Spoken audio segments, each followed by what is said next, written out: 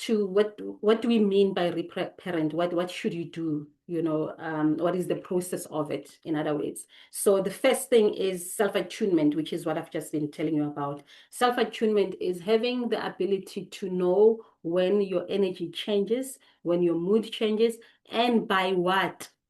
Because sometimes you are triggered by something that you're not even conscious of. Um, so this is why the listening, the tuning in to who you are, but also tuning into your environment and listening closely will tell you. Sometimes you'd be fine 1 minute, and then a next door neighbor starts cooking or starts braaiing or starts cooking a particular stew, and you smell the aroma of that curry or raja, and it takes you back to when you were 7, when that type of food was not for you. It was meant for other people. And you are triggered to no end, especially smell. But you don't know what happened. You are sitting with your boyfriend, you're sitting with your friends, and suddenly your mood has changed. Hanti, it's that aroma that you are smelling as a 30-something-year-old, but it's not you that's smelling that's true. It is the 7-year-old, and the 7-year-old is remembering how that type of food was never given to them or getting in trouble around that. Do you know, are you with me, somebody? So attunement, self-attunement, which is why I am saying you may probably need a coach for this one, because reading books, watching this video, and yeah, that helps. But, a coach will then help you be granular, get into the nitty-gritties of what you need to be looking out for. Okay, so that's one. The second thing, once you are tuned, once you understand how your body works, once you understand what triggered you, once you understand how to listen, how to observe, how to watch, you then get into what emotional regulation. You need to understand how to now regulate that mood that has just changed. And you don't regulate it by lashing out at your boyfriend or by shutting down or by scrolling your phone you don't do the go-to things. We teach you the new way of self-regulating. You regulate your emotions. You may have to learn to self-soothe. We'll teach you how to self-soothe depending on whether it is the teenager, the inner teen that's triggered, or the inner child that's triggered. Do you understand how intricate now this is? So then you will soothe and you'll give the child, whichever it is, what it needs at that time, so that you are not projecting it and you are not, where you find yourself suddenly just being angry at people for no reason. It's you deflecting and not feeling and not regulating. Highly, highly dysregulated at the time. The third thing about self-reparenting is that you are going to learn to put boundaries, proper boundaries, not cutting people off. By boundaries, we mean setting limits around your time and energy. Let's say, for an example, you were that child that was abandoned, and because you have a fear of being abandoned, you tend to overgive, you tend to buy people, you tend to people please, of course, you tend to overexert yourself in order to not be abandoned.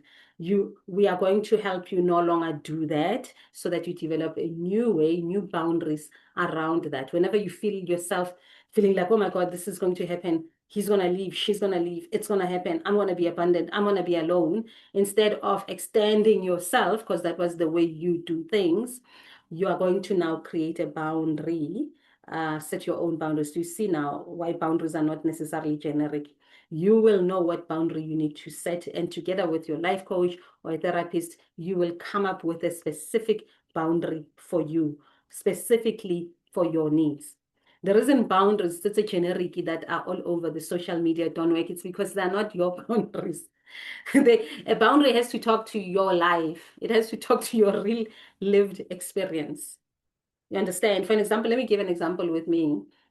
My most precious, precious commodity is time. I'm very, very careful with my time, and I do not spend it noma ganjan. And it took me a while to get to where I am. I used to be so free giving of my time. You would call me or you would send me a 10 to 15-minute voice note.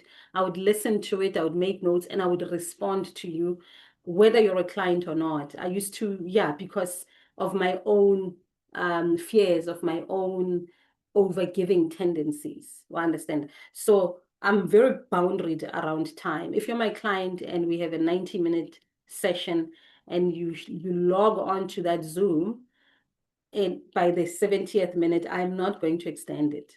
I used to. I don't do it anymore because I understand how precious my energy is and my time is. Okay, so all that to say, boundaries have to be very specific to your own lived experience. Okay. The fourth thing about reparenting is that you need to learn nurturing rituals. You create a routine that nurtures you, a routine that comforts you, that make you feel like your needs that when you were 7, 8, 9, or 16, 14 were not met. You create them for yourself. You do not give them to your children. A lot of us will give our children a life we never had in a way of trying to live vicariously through the children. That's not what they need. You do not give children what you never had. You give your children what they need. And for you to give your children what they need, you need to give yourself what you needed as a child. You parent yourself first, and then you will be the right parent for your children. As you know, all children are not the same, right? I have 3 kids, and they are completely different, and they need a different mom from me. Trying to parent them all one standard is where most of our problems are, because then you can't pick up that this one needs a little bit extra care, this one just needs quality time, this one likes gifts, and you can figure out who's who in the zoo. But you cannot do that if you have not done your own proper inner work. And I'm saying this knowing that a lot of us have not done this. And I'm saying this because one of my mission is that we need to heal. Guys, as South African Black people, we need to heal. And that's why I'm showing up here on YouTube every time, even though it is so crazy slow. But it's okay. The fifth thing around reparenting is learning to have a new inner dialogue. You will find that, and this is why you need a coach, because you don't hear your own inner dialogue. A coach helps you hear yourself. The kind of questions we ask, the kind of interaction during session, is so profound. You start to hear yourself. I don't know how many times I hear clients saying that I never thought I can't believe that this is how I see this. I can't believe that this is how I've been thinking about this all along. This is how I've been seeing this thing. This is how I've been perceiving my life all along. It's your inner dialogue. So we help you change and clean and purify and do what I call inner dialogue hygiene. Inner dialogue hygiene, the things that you tell yourself. There's a lot of critiques in our heads. There's a lot of disgusting stuff that we tell ourselves in our heads. There's a lot of trauma or re-traumatizing that we do in our heads. So reparenting work is deep, deep, deep, deep stuff, but it is the juice. It is the juice of the healing. And like I said, when I started, you can do it on your own, but I would highly, highly recommend that you find a coach. Let me see what else I had said here on my little notes. So examples of when reparenting is needed.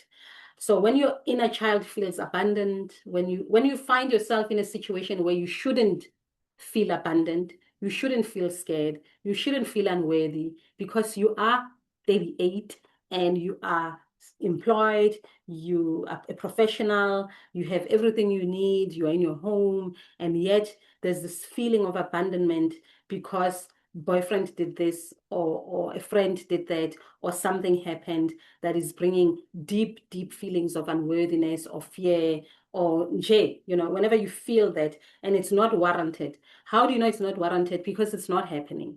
You are not being abandoned at that moment. It is just a thought that's coming from the inner child because something in your space reminded the child of a home. Maybe you and your boyfriend fought and he just stormed out. That reminds you of a scenario at home and you're suddenly feeling abandoned. So that's when you then bring up the tools that your coach would have given you, right? When your inner teen feels misunderstood, if it's the inner teen, whenever you feel misunderstood and you find yourself having to explain yourself over and over, or whenever you feel like you need to be seen, you need to be validated, you take 120 selfies because you're just trying to prove something. Yeah, you need to figure out what's going on. What's going on? Who's this? Why am I doing this? What part of me is needing this much attention? What has just happened? And you would find that something just triggered you. Something happened in the space and the inner teen got a bit, triggered. and now she's acting out. That's when you need to bring the tools that your coach would have given you. Okay. When you find yourself self-sabotaging, people pleasing, overly being a perfectionist. I know a lot of people think being a perfectionist is a good thing. It's a bad thing. You don't want to be a perfectionist. Maybe I'll do a separate video around this. Might be short, but I will do this because perfectionism kills a lot of great ideas, and a lot of creatives die at the slaughter of perfectionism. And that also comes from the inner teen, maybe even the inner child. Okay. So also whenever you find yourself stuck in emotional flashbacks, and just reacting to present situations in an inappropriate manner, like I just said, you know, uh, you're not being abandoned now. You're just having an argument with your man or with your woman, but there's deep feelings of unworthiness that are overwhelming you. Yeah, instead of responding the same way that you used to, you then go to your room and then you do the reparenting rituals that you would have gotten from your coach. And the reason I cannot give you the reparenting rituals is because it's very individual. You'd have to sit with a coach or a therapist so that we know what your needs are, and then you do those. But there's a practice that I would like to leave you with. It's very generic. Like I say, this one you really need a coach so that we are granular and we are tapping into your life, your situation specifically, right? But there's a practice that you can do if you suspect that you have an inner child or an inner teen, or whenever they come up, knowing what you know now based on these videos. So the reparenting practice that I would like to give you as a guide is in the morning as you wake up, check how you're feeling, check in with your body. How are you feeling today? Ne? You ask yourself as a 30-something-year-old, 40-something-year-old, and then you keep quiet for a little bit, maybe a minute or so. And then ask the children, how are you feeling today, little one? How are you feeling today, teen? Especially if you know whatever